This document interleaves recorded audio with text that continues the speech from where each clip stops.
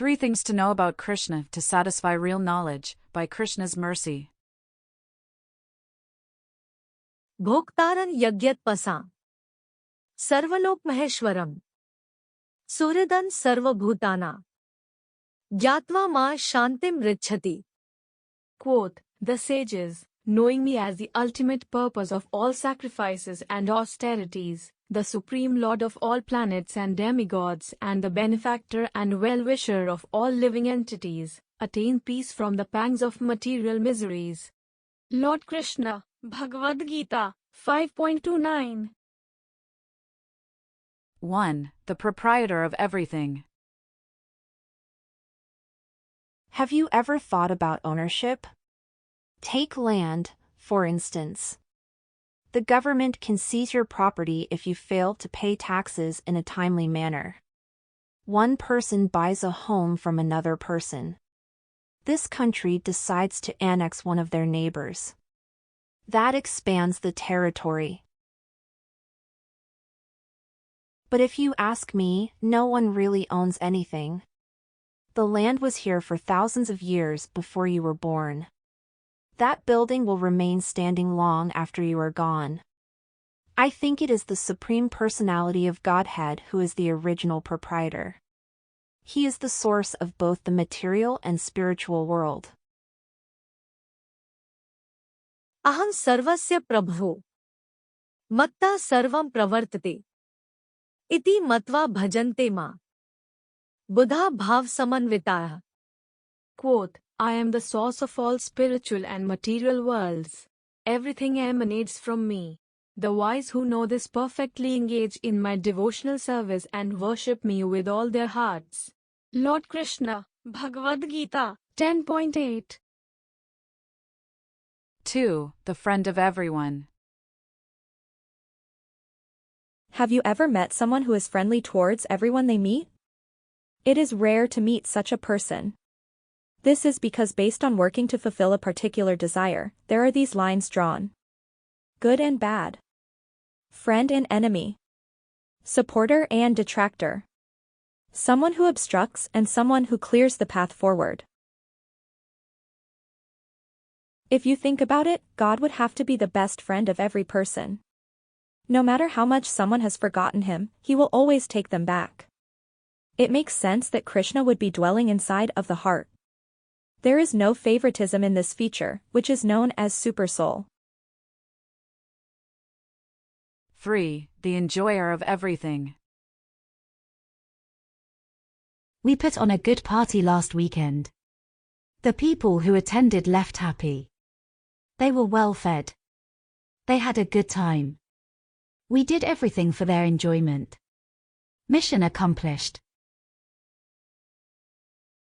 But that kind of interest is limited. We can only satisfy so many people. There is that saying that you cannot make all of the people happy all of the time. There is one exception. Sri Krishna, the Supreme Lord, enjoys everything. I can worship him in my home. You can worship him in your home. There is no scarcity. There is no such thing as a race condition, as we often find inside of computer applications. Krishna enjoys everything, to the highest scale imaginable. His Divine Grace A.C. Bhaktivedanta Swami Prabhupada explains that the above 3 truths qualify as real knowledge. The person who knows these things is actually wise. They are in the superior position when entering into any scholarly discussion or debate. They do not have to take instruction from anyone else as to the meaning of life, what to do on a daily basis, or where to direct the fruits of labor. Fruits there will be. That is the impetus to work. I go to the office in order to gain something. I help someone else to make myself feel better, to improve the mood. I save money in the bank in order to spend at a certain time in the future. Since Krishna is the enjoyer of everything, the result of my work should be for his satisfaction. Otherwise, the work becomes binding. There is the repeating cycle of anticipation, action, outcome, and temporary happiness or lamentation. गत्संगस्य मुक्तस्य ज्ञानावस्थितचेतसा यज्ञायाचरता कर्म समग्रं प्रविलीयते. Quote, the work of a man who is unattached to the modes of material nature and who is fully situated in transcendental knowledge merges entirely into transcendence. Lord Krishna, Bhagavad-gita, 4.23. As explained in Bhagavad-gita, work for the satisfaction of the Supreme merges into transcendence. The transformation may appear to be impossible to prove through visual changes, but the concept is not all that foreign to us.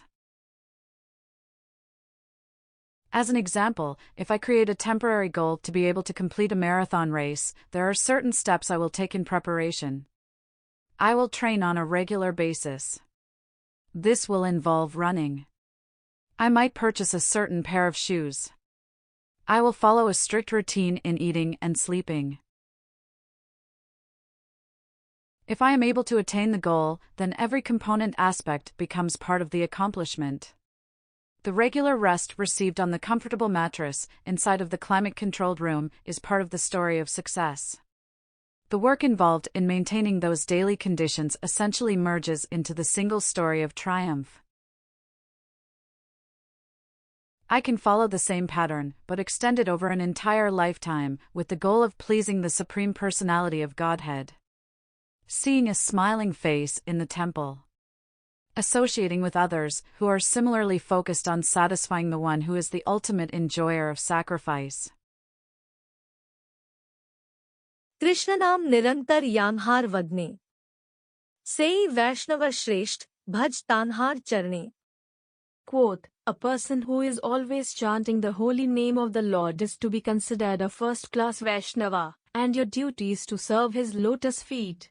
Chaitanya Charitamrita, Madhya 16.72. Since they are chanting the holy names, I consider them to be first-class devotees.